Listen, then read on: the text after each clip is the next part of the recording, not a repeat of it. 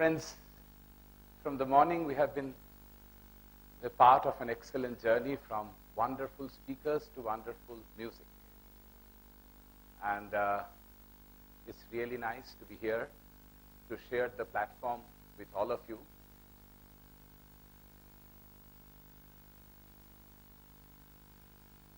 India is a very interesting country where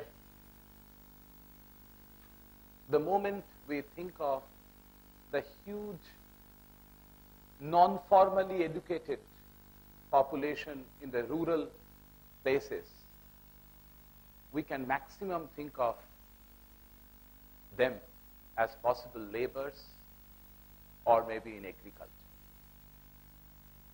I said non-formally educated. People who are not formally educated and who live in rural India. But what we probably can think of, or maybe it's a need, that there is a huge number of traditional arts and culture which are there in the rural India and which are practiced by the lowest sections or the lowest classes of people. You can call it marginalized, you can call it what it is. But it's a reality that me and you mostly don't practice the traditional art form. We see art from the city side as a possibility of curation where curator's name properly displayed, or a possibility of doing a PhD on that art form. But how about the artists who are actually carrying these practices in the rural India? No, I'm not an artist myself. I'm not trying to say that, we can all be artists. We're not. But coming from the engineering, the LSE background, all those formal education that we all go through, I thought that there is an opportunity. There's a very interesting opportunity. In one hand, there's a huge talent, artists everywhere in India. In another hand, government has been spending so much on sanitation, health, education, but still we see so many people are not going to school. So many people are not interested about the health care. So many people, almost 42% of rural India has no sanitation. Why? Can you say that, government has not spent money? No, of course government has spent money. International funding agencies have come in, NGOs have worked, then why not? 1947, today 2011, still so many people, population are without sanitation. Why? So we were trying to link that, what went wrong or what else can we think of? Some alternative. 2004, an interesting experiment was done. It's called Art for Livelihood. It was with 3,200 marginalized artists living in rural parts, folk music, folk dance, folk theater, who used to earn about 400 rupees a month. Who earns 400 rupees a month? Definitely that person, I'm calling artist because he practices art form, but definitely not recognize that. Let's look at it 2010 data. 2004, I said 400 rupees. Let's look at 2010 data. Average earning is 2,200. People who never used to send their children to school, now it's 98%. They had no sanitation, 6 years' time, it's 97%. What took place? Some magic happened? No. I mentioned the initiative name as Art for Livelihood. That means we were trying to notice what went wrong, and we were trying to see that it's maybe lack of motivation in taking part in the development process. So he or she used to pull van rickshaw, and then after coming back from van rickshaw, he used to sing his song. So we were trying to see if his singing power can be converted to his life. And the moment that happened, his passion, he or she is trying out for his livelihood, monthly income goes up, exposure goes up, exchange collaboration happens, pride happens. And now he or she is proud of whatever he or she is doing. And that motivates them to send their children to school. That motivated them. And this is a very interesting experiment and very interesting result. Ghulam Fakir. Just to give you a few examples. Ghulam Fakir, a very well-known fakir now. He used to carry dead body from morgue to police station and used to earn 50 rupees per body. 2004. I'm not talking about 50 years back. 2004. Out of the 3,200 artists that we picked up, he is one of them. Now his monthly income is in tune of 45,000. He plays with Pandit Tanmay Bose, who is a Grammy winner 2006. He has been featured in a movie called Moner Manush by Gautam Ghosh, which has got Golden Peacock this year. He's a big celebrity fakir. He has traveled to Europe, he has traveled to Bangladesh, China, represented India. We did not teach him singing. We did not teach him Dotara. That's all he knew. So we only carried on an experiment and provided the platform and followed a methodology. 6 years it took time. But 6 years, what result we got is extremely encouraging. And very interestingly, I think more important is that now it's time for us to explore the possibilities of, if this is possible in one part of India, this is also possible in other parts of India.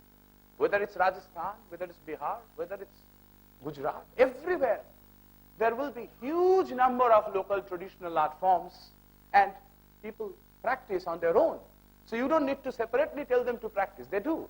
But if we can see the possibility of changing it to livelihood using that, then there is a possibility of making them as social agents themselves, for which they themselves will preach for this. So this was the entire thing all about. Pattachitra.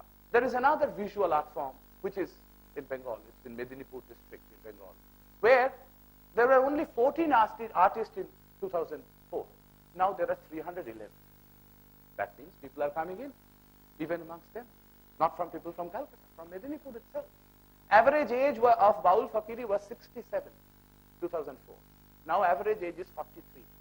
That means young people are coming in. So how a folk art revives?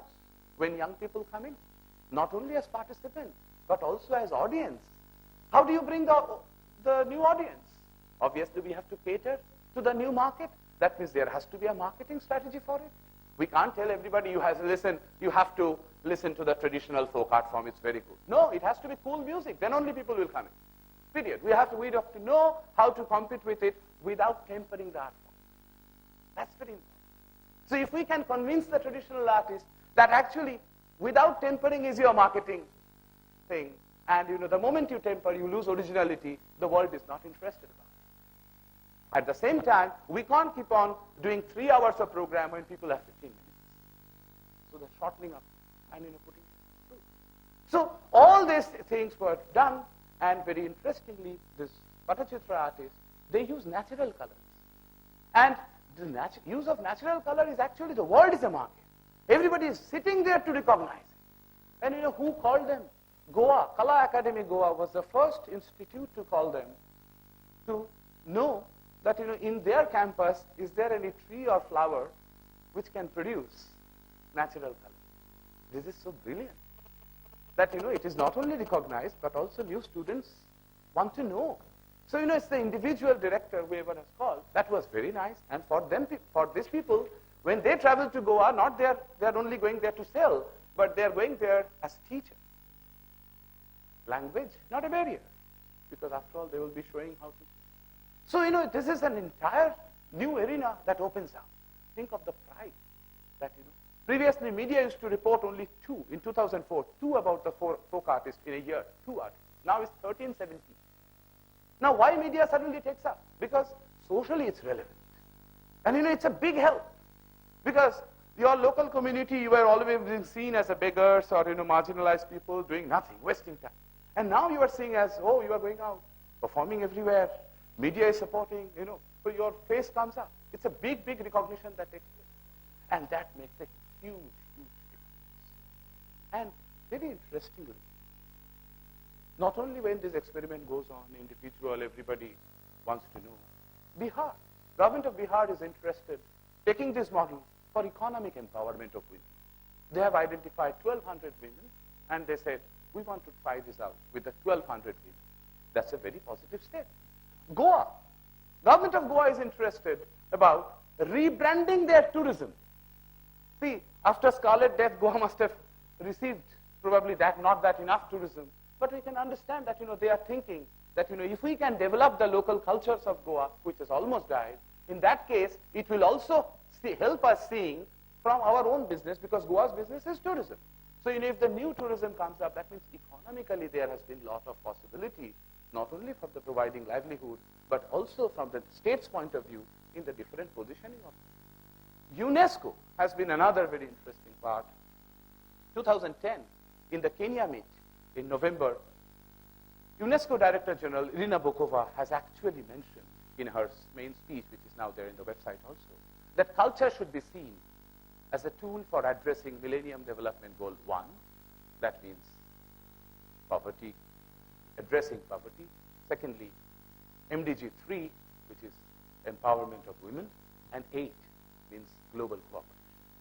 Now, if really culture can be seen as 1, 3, and 8, if really Bihar is interested about thinking this model and applying for the empowerment of women, and if we see Goa is interested in taking this model and rebranding, then 2004 as a social entrepreneur, the initiative that we started, I think we have achieved the success.